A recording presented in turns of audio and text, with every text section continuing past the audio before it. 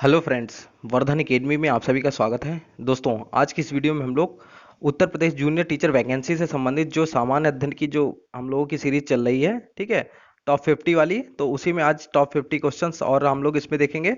Social study में इसमें जो क्वेश्चंस हैं 50 क्वेश्चन हैं आपके पूरे, और पॉलिटी के 12 क्वेश्चन हैं, ज्योग्राफी के 12 क्वेश्चन हैं, ईवीएस के 6 क्वेश्चन हैं, एंशियंट मिडिवल और मॉडर्न हिस्ट्री के 5 क्वेश्चन हैं, और इकोनॉमिक्स के भी 5 क्वेश्चन हैं।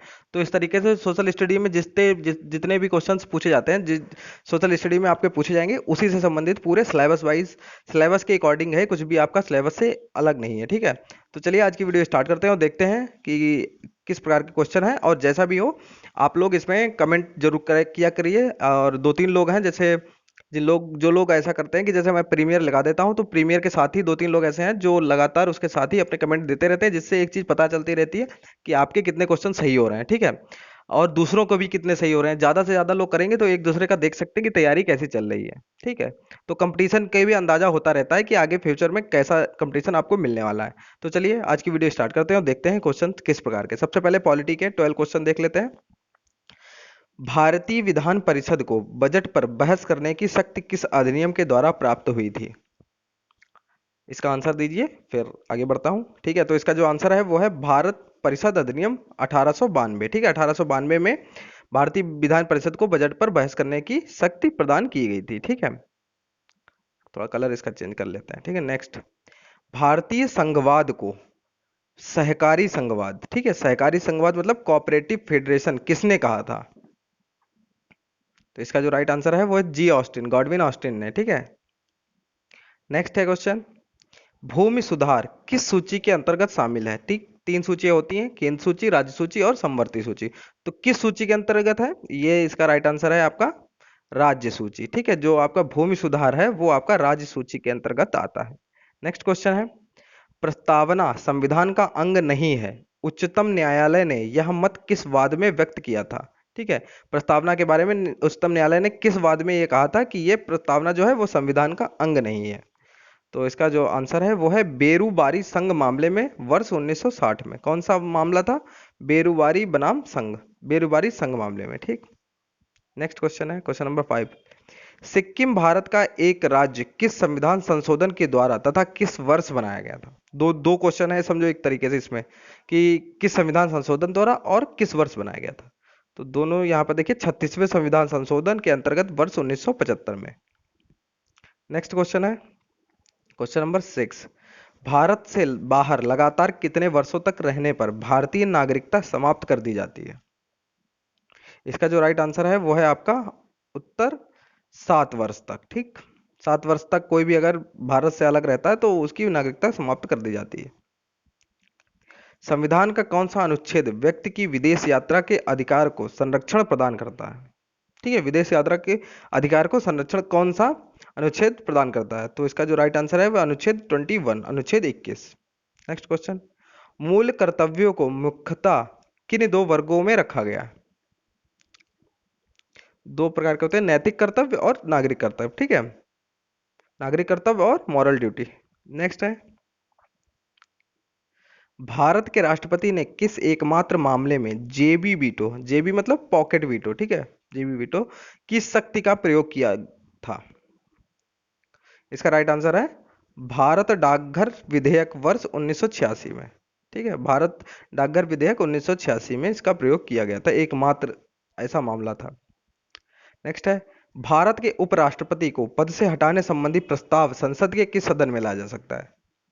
ठीक है, कि अब इसमें ऑप्शन जैसे बनाने होते तो क्या बनाए जा सकते थे, कि लोकसभा में, राज्यसभा में, दोनों में, या इनमें से कोई नहीं, मतलब इनमें से कोई तो नहीं, मतलब ये तो ऑप्शन हो ही नहीं सकता जब ये। ठीक है, तो इसका जो राइट आंसर है वो है केवल राज्यसभा में। ठीक है, राष्ट्रपति को पद से हटाने संबंधी जो प्रस्ताव है वो केवल राज्यसभा में लाया जा सकता है। नेक्स्ट क्वेश्चन है, अपने प्रधानमंत्रित्व काल में कौन सा नेता एक बार भी संसद में उपस्थित नहीं हुआ? मतलब ऐसे कौन से प्रधानमंत्री थे जो जब तक प्रधानमंत्री रहे तब तक एक बार भी संसद में उपस्थित नहीं हुए? तो वो थे चौधरी चरण सिंह। नेक्स्ट क्वेश्चन है, पॉलिटी का लास्ट क्वेश्चन है, लोकसभा अध्यक्ष अपना त्यागपत्र किसे सौंपता है? ठीक है, ज्यादातर लोग इसमें गड़बड़ गड़बड़ कर सकते हैं। ठीक है, इसका जो राइट आंसर है वो है लोकसभा उपाध्यक्ष को ज्यादातर लोग इसमें आंसर जो लगाते हैं वो लगाते हैं लोकसभा का अध्यक्ष त्यागपत्र राष्ट्रपति को सौंपता है, जबकि ये गलत है, लोकसभा उपाध्यक्ष को सौंपता है। नेक्स्ट है, अब देखिए यहाँ पर आपके जियोग्राफी से स्टार्ट हो गए हैं, ठीक है, भूगोल के क्वेश्चन स्टार्ट हो गए। भारत का एकमात्र जिला कौन सा है जिसकी सीमा 4 राज्यों को स्पर्श करती है? ठीक है, एकमात्र ऐसा जिला है भारत में जिसकी सीमा, एक राज्य की सीमा 4 प्रदेशों से मिलती हो। ठीक है, तो इसका जो राइट आंसर है वो है सोनभद्र, जो कि उत्तर प्रदेश में है। ठीक है, और इसकी सीमा किन किन राज्यों से लगती है? बिहार, झारखंड, छत्तीसगढ़ और मध्य प्रदेश, इन 4 राज्यों से लगती है। अच्छा क्वेश्चन है, जिसको भी ना आता हो उसको लिखते हुए चला करिए आप लोग, ठीक है, हल्के में मत दीजिए। अब यहाँ पे देखिए 82 बयासी, एक सही 1/2, ठीक, ये इस तरीके से लिख नहीं पाए इसलिए मैंने यहाँ पे 82.5 इस तरीके से लिख दिया। ठीक है, भारतीय मानक समय रेखा Indian standard time line 82.5 degree किस शहर से होकर गुजरती है? तो इसका जो राइट आंसर है वो है प्रयागराज के निकट मिर्जापुर से। ठीक है, तो मिर्जापुर में अब इसकी जो भारतीय मानक समय रेखा है वो मिर्जापुर से निकलती है। पहले प्रयागराज के जो नैनी है, पहले नैनी से गुजरती थी, अब थोड़ी चेंज हो गई है, अब कहाँ से गुजरती है? मिर्जापुर से। ठीक है, तो इस चीज को ध्यान में रखिएगा। नेक्स्ट क्वेश्चन है, हिमालय की नवीनतम पर्वत श्रेणी कौन सी है?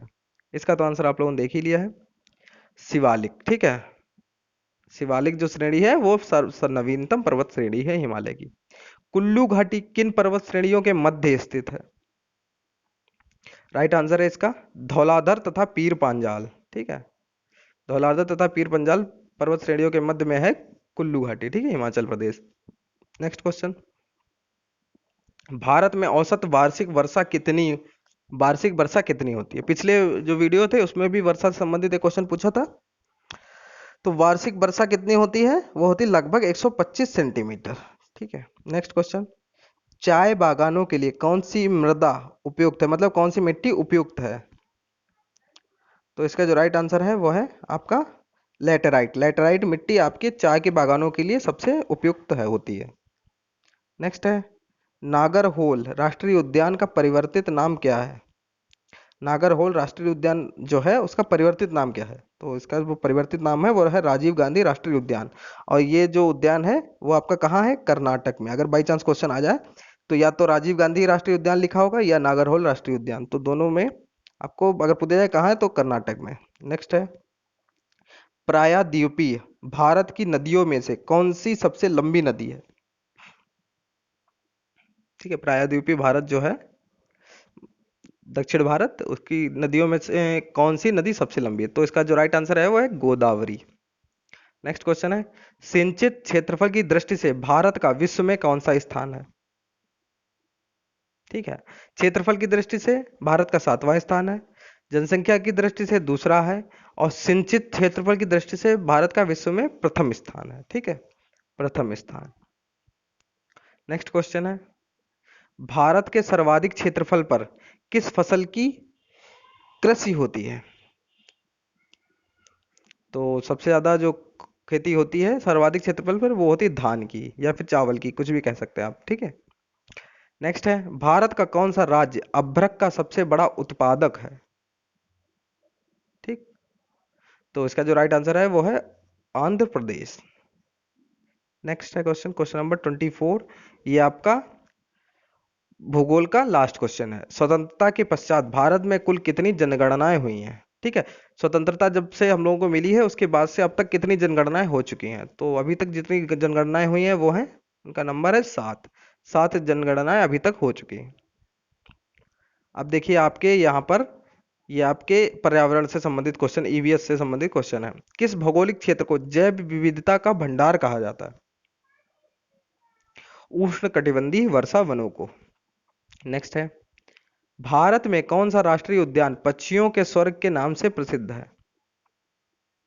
राइट आंसर है इसका केवलादेव राष्ट्रीय उद्यान, भरतपुर राजस्थान। ठीक है, पक्षियों के स्वर्ग के नाम से प्रसिद्ध है। ठीक है, केवलादेव राष्ट्रीय उद्यान जो है भरतपुर राजस्थान में।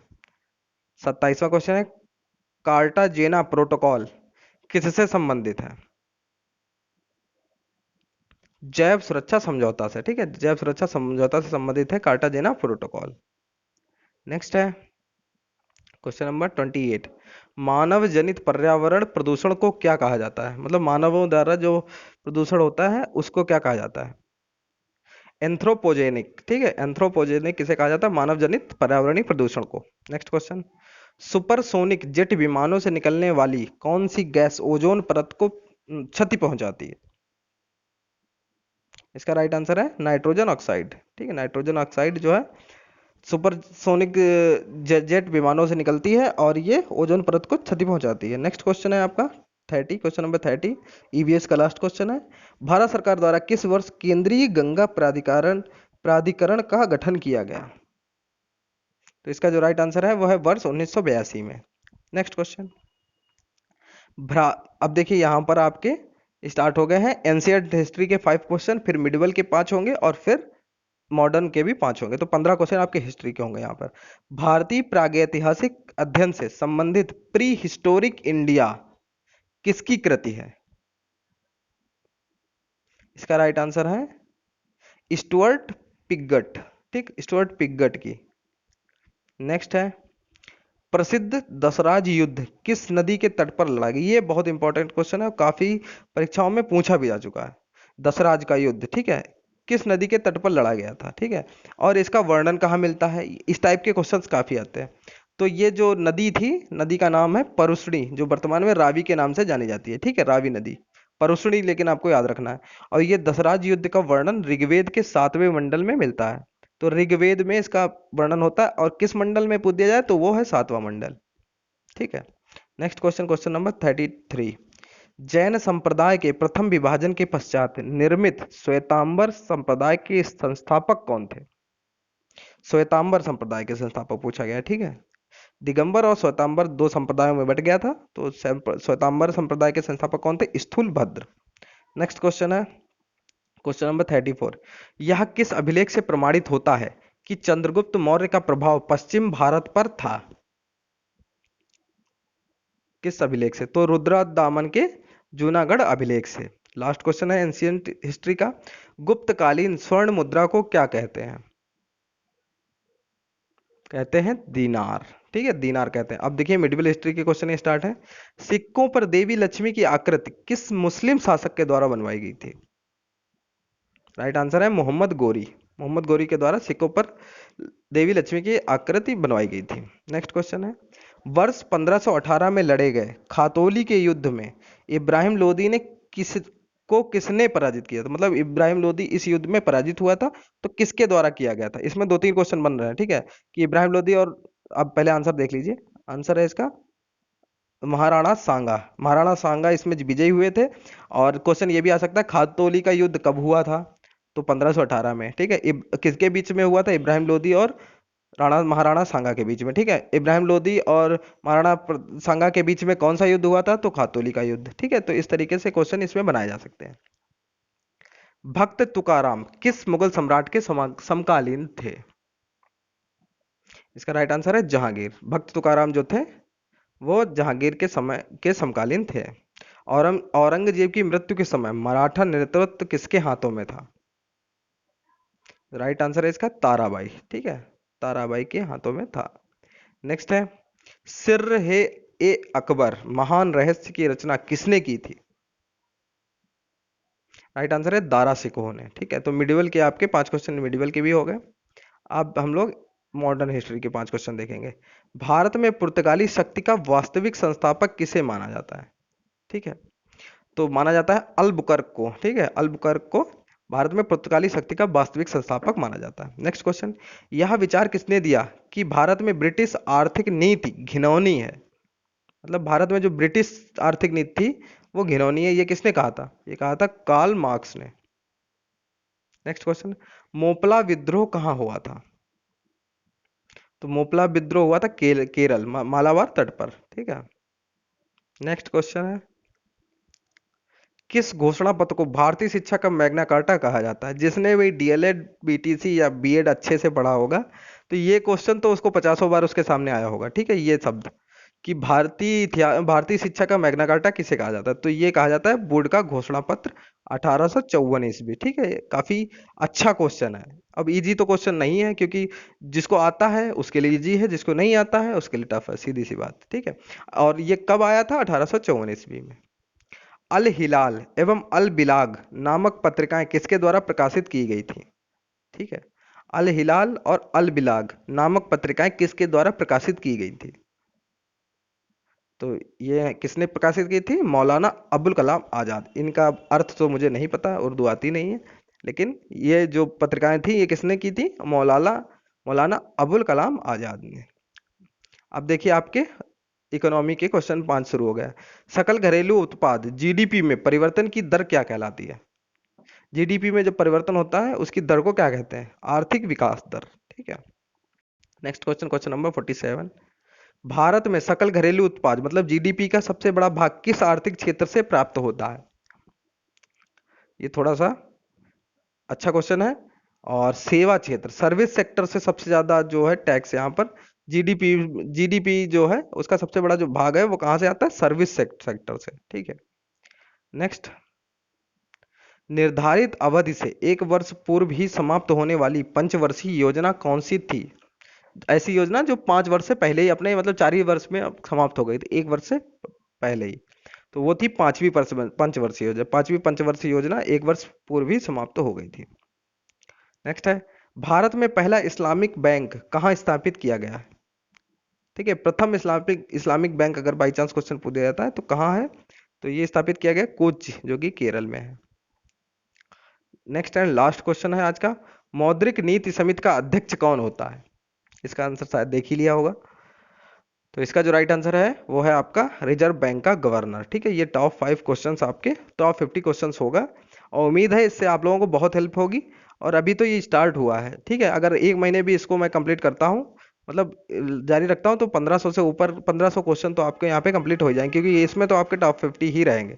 और फिर और एक और चीज़, आप लोग परेशान मत होइए, बहुत लोग इसलिए परेशान हैं कि सर मल्टीपल चॉइस क्वेश्चंस हो, ठीक है। तो मल्टीपल चॉइस के लिए मैं एक चीज़ सोच रहा हूँ कि बीच बीच में जैसे थोड़ी सी अब 6 7 8 10 वीडियोस हो जाए, विज्ञान की भी हो जाए आपकी, और ये सोशल साइंस की भी हो जाए, फिर आपका जो मॉडल मॉडल पेपर मैं बना दूंगा उसमें मल्टीपल चॉइस क्वेश्चन रख देंगे, ठीक है। मॉडल पेपर जो बनाएंगे उसमें मल्टीपल चॉइस क्वेश्चंस होंगे, और मॉडल पेपर से ये भी होगा कि उसमें सारी चीजें मिक्स करके मॉडल पेपर बनाएंगे, जिससे आप लोगों को ये पता चलेगा कि आपकी तैयारी कहाँ तक पहुंची है, ठीक है। तो जैसा भी हो आप लोग कमेंट में बता सकते हैं, और अपना ये जरूर बताइए कि आपके कितने कितने किस में सही हुए हैं। तो कुछ लोग ऐसे हैं जिनके काफी अच्छे हैं, नाम इस समय नहीं याद आ रहा है, कुछ यादव जी हैं कोई, उनके तो काफी अच्छे नंबर बन रहे हैं। और कुछ लोग जैसे हैं जो जैसे शीतल सिंह हैं, उनके भी ठीक ठाक नंबर बन रहे हैं लगातार, जिस हिसाब से देख रहे हैं। कुछ लोगों के थोड़े से कम बन रहे हैं, तो उसमें परेशान होने की जरूरत नहीं है, अभी आपकी स्टार्टिंग है। और ऐसा है, साइंस में तो मैंने टॉपिक वाइज अब शुरू कर दिया है।